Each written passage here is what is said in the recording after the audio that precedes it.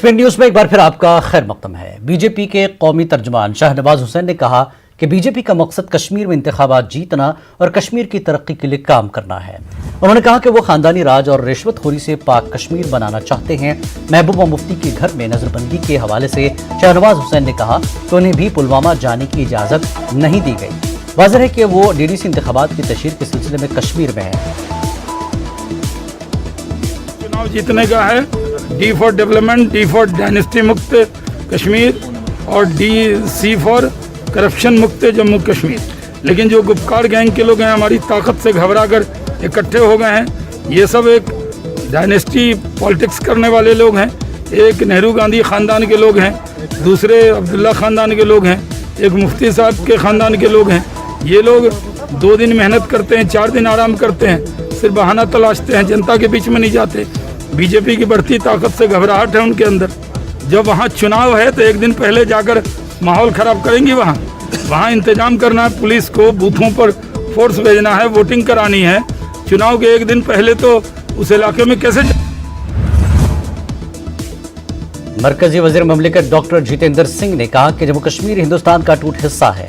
उन्होंने कहा कि मुल्क के हर शहरी को यहाँ ज़मीन खरीदने का हक है। उन्होंने कहा कि अगर कोई ज़मीन नहीं बेचना चाहता तो कोई उससे ज़बरदस्ती छीन नहीं सकता।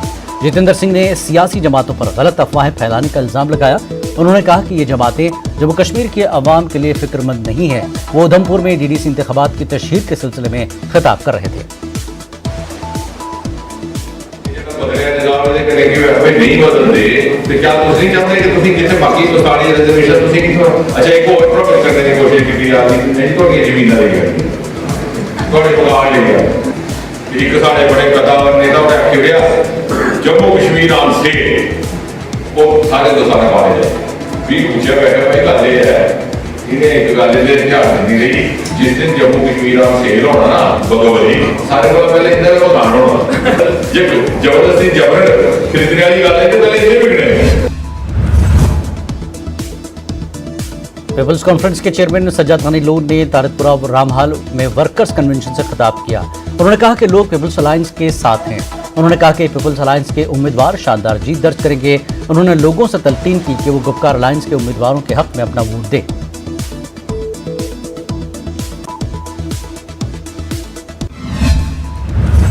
महबूबा मुफ्ती को घर से बाहर जाने न देना बीजेपी की बौखलाहट है। लोग अब गुपकार अलायंस के उम्मीदवारों को कामयाब बनाएंगे।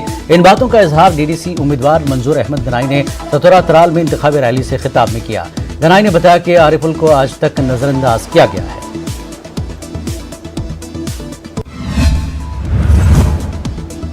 कांग्रेस के सीनियर लीडर सलमान निजामी ने दावा किया कि डीडीसी इंतखाबात में कांग्रेस की फतह होगी। निजामी ने कहा कि 370 की मनसूखी के 15 माह बाद भी जम्मू कश्मीर में कोई तब्दीली नहीं आई है।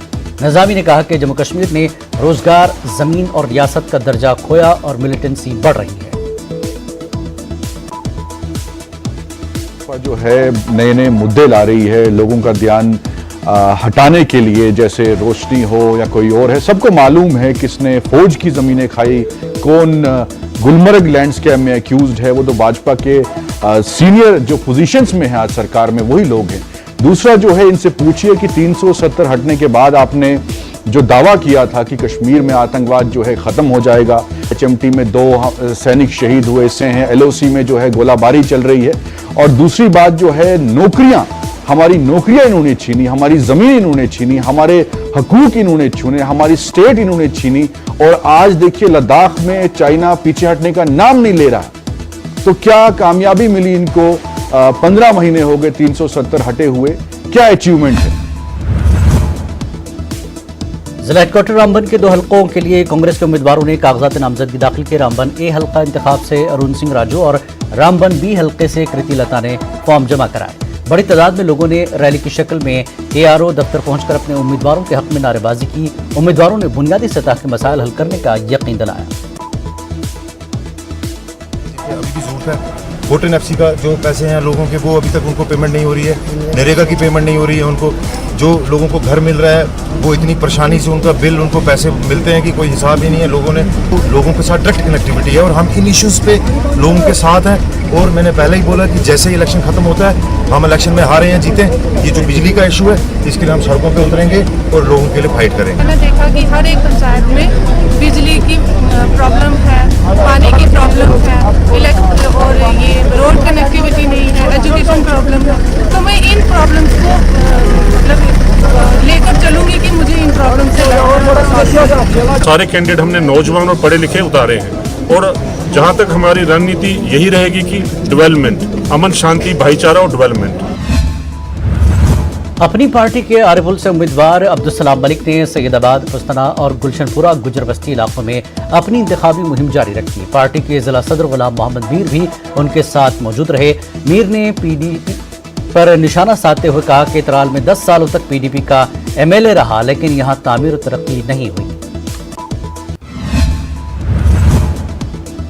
डीडीसी इंतखाबात के सिलसिले में कुंजर के लिए आज़ाद उम्मीदवार सैयद मकबूल शाह ने मुख्तलिफ इलाकों में वोटरों को अपनी जानिब लुभाने की कोशिश की। सैयद मकबूल शाह ने कुंजर और दीगर मकामात पर रोड शो किए। शाह ने लोगों से अपील की कि वो उनके निशान ट्यूब लाइट पर मोहर डालकर उन्हें कामयाब बनाएं।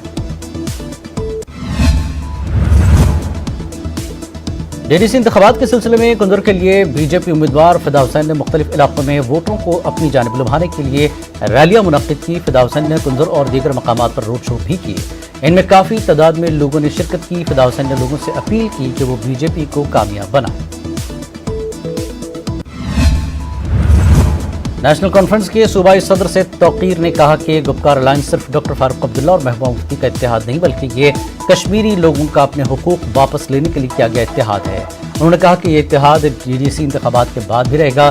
सैयद तौकीर ने इन बातों का इजहार सागाम कोकरनाग ब्लॉक में पीएचडी उम्मीदवार एडवोकेट सलीम परे की जानिब से कागजात नामजदगी दाखिल करने के मौके पर किया। परे ने अपनी जीत का अज़्म दोहराया।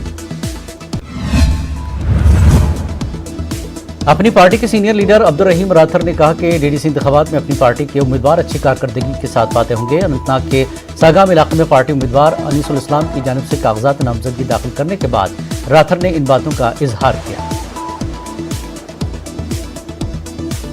इनमें ज़्यादादारी है, इनमें जज्बा है और इंशाल्लाह मुझे पूरी उम्मीद है कि ये कामयाबी से जरूर और बड़ी कामयाबी से जरूर हमकिनार हो जाएंगे। हेल्थ में प्रॉब्लम्स उन पे फोकस करेंगे। हमारे नौजवान बच्चे जो उनका मुस्तकबिल ही नजर नहीं आ रहा है, उन पे हम बात करेंगे। ये इलेक्शन हम डेवलपमेंट की बुनियाद पे इंशाल्लाह लड़ेंगे। अपनी पार्टी के सीनियर लीडर अब्दुल रहीम राथर ने कहा कि डीडीसी इंतखाबात में पार्टी के उम्मीदवार अच्छी कारकर्दगी के साथ पाते होंगे। अनंतनाग के सागाम इलाके में पार्टी उम्मीदवार अनीसुल इस्लाम की जानिब से कागजात नामजदगी दाखिल करने के बाद राथर ने इन बातों का इजहार किया है। यहाँ के जो गरीब है, खस्ता हुए हैं, उन्हें मैं खिदमत करो, गरीब को थोड़ा ऊपर उठाओ, तरक्की के लिए, खुशहाली के लिए, रोजगार के लिए। मैं यही कहूँगी, अगर मैं अच्छी हूँ उनके लिए, वो मुझे चुनेंगे और अच्छे से वोट देंगे। किसी को ज़बरदस्ती नहीं है, मैं बोलूँगी मुझे वोट दो, मुझे ही जीतना है। अगर मैं उसके काबिल हूँ तो फिर बनाइए मुझे। कठुआ में कांग्रेस की जानिब से प्रोग्राम का इनेकाद किया गया। कांग्रेस लीडर रमन भल्ला ने बीजेपी पर साधा निशाना। कहा बीजेपी जम्मू कश्मीर के आवाम को नजरअंदाज कर रही है। उन्होंने कहा कि बीजेपी को अब आवाम हार का रास्ता दिखाएगी।